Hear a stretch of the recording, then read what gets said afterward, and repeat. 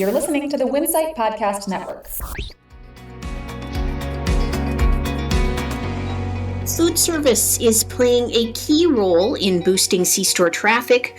Ahold Delhaize's CEO is bullish on omnichannel shoppers, and Wawa has big plans for Ohio. Welcome to Retail Daily, your quick look at the top stories from Winsight Grocery Business and CSP Daily News. I'm Heather Lally, Editor-in-Chief at WGB. And I'm CSP Editor-in-Chief Steve Holtz.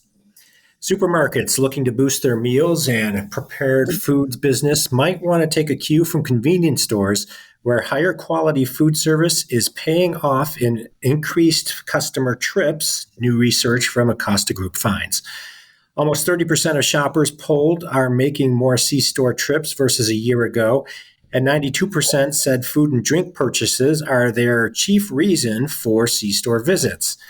45% of customers are buying hot foods at least weekly from C-stores, and 51% rated C-store hot foods as on par with fast food or quick service restaurants, and often at better prices. 3 of 4 shoppers think C-stores have good product availability, yet have mixed views on pricing and value, with price driving channel leakage to grocery and mass retailers. Ahold Delhaize USA CEO J.J. Fleeman said capturing omnichannel shoppers ranks high as a strategic priority due to the bigger baskets and market share they generate. In a Q&A with WGB, he described ADUSA's concept of omnichannel ecosystems, that is, concentrated brick and mortar and online coverage in key markets, and the grocer's efforts to step up digital engagement and expand its e-grocery reach and fulfillment. And in the wake of big acquisition deals like Kroger, Albertsons, and Aldi Southeastern Grocers, Fleeman said ADUSA would consider potential M&A opportunities, mainly fill-ins in current markets. Following the chain's announcement of 40 new convenience stores in Kentucky, Wawa is touting its expansion into Ohio, with plans to open approximately 60 C-stores in the state over the next 8 to 10 years. With the first groundbreakings beginning mid-next year, the company projects the first stores to open by mid-2025. Reduced nicotine cigarette maker 22nd Century Group, Inc. has cut several roles as it explores strategic alternatives. 22nd Century is the manufacturer of VLN products. It said in early September it had started a process to evaluate its tobacco assets. That process will include consideration of a range of strategic, operational, and financial transactions, such as business combinations, asset sales, licensing agreements, alternate financing strategies, and other options. In other tobacco news, British American Tobacco is raising its cigarette prices for the second time this year.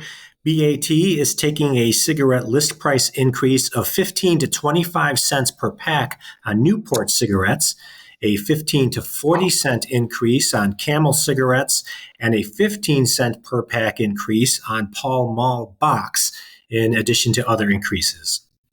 Walmart is rewriting many of its corporate jobs, eliminating the need for a college degree.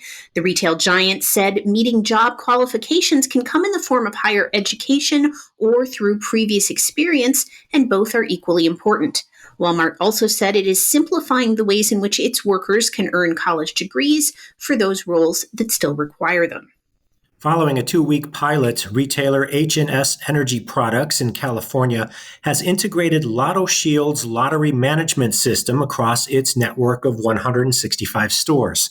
The adoption of Lotto Shield is projected to save H&S Energy more than $1 million per year through reductions of labor hours, increased operational efficiencies, and a marked decrease in theft. Convenience store retailers who understand the attitudes and habits of Gen Z have the edge on competitors, especially on weekends. That's according to a Technomic report titled Winning Generation Z. Gen Zers stand apart when it comes to C-store breakfast or morning snack food service occasions. For example, Monday through Thursday, just 49% of Gen Z visits C-stores for this occasion versus 61% of all other cohorts. Friday through Sunday, however, 51% of Gen Z visits C-stores versus 39% of all others. The median spend for Gen Z in this occasion is $12 versus $8.50 for others. The J.M. Smucker Company has sold its Hale Snacks brand of nut and fruit snack mixes to Second Nature Brands. The sale comes closely after Smucker's acquired Hostess brands.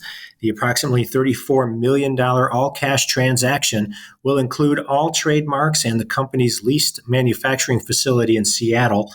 The transaction is expected to close in the third quarter of the company's current fiscal year, ending April 30th, 2024. It's been a big month for San Francisco-based grocery tech company Instacart, with the launch of its long-awaited IPO at the end of August and the recent rollout of new technology such as its Chat GPT-powered function. The last-mile delivery company was out in full force at last week's Grocery Shop conference in Las Vegas and gave attendees a tour of the new tech it's launching at grocery stores across the country. The Food and Drug Administration has issued complaints against 22 retailers, including some C-stores, for allegedly illegally selling Elf Bar e-cigarettes, a brand that's popular with youth, according to the FDA. Among the list were C-stores like Citgo Shane's in Georgia, a Quick Stop in Florida, a Valero Lincoln Express Mart in Mississippi, and other smoke shops and food stores. The complaints seek the maximum civil penalty of $19,192 for a single violation from each retailer. Toronto-based grocery tech company InvaFresh announced Thursday it has named Will Hansman Chief Technology Officer. Hansman previously served in the same role at global supply chain company Project 44, where he led engineering and worked with the company's project management and go-to-market teams on the construction of Project 44's supply chain visibility program. Pilot Company named Brad Anderson its new chief operating officer. Anderson began his role in August, and since 2019, he has held various roles with Pilot, including Senior Vice President of Operations, Zone Vice President, Division Vice President, and Field Operations. Ollie's Bargain Outlet Holdings celebrated two major milestones this week with the grand opening of its 500th store in Iowa City, Iowa, and the topping out ceremony of its first Midwest distribution center in Princeton, Illinois. The 600,000 square foot distribution center is expected to be completed in 2024. The Harrisburg, Pennsylvania-based retailer is looking to open more than 1,050 new stores. That's according to a statement from the retailer's CEO. And your taste treat for the day, Milkshake Company For Real will celebrate its 20th anniversary this fall with the launch of a limited time only birthday cake batter milkshake. The company's shakes and smoothies are a blend-it-yourself treat available in convenience stores, restaurants, college campuses, and other locations. Demand for birthday cake as a flavor is strongest among Generation Z consumers, the company says, and Gen Z happens to be a prime target audience for Real. That will do it for today's episode of Retail Daily. Subscribe on Apple Podcasts, Spotify, and more for your daily dose of retail news. For more on these stories, visit CSP Daily News or WinsightGroceryBusiness.com. I'm Heather Lally. And I'm Steve Holtz. Have a great day.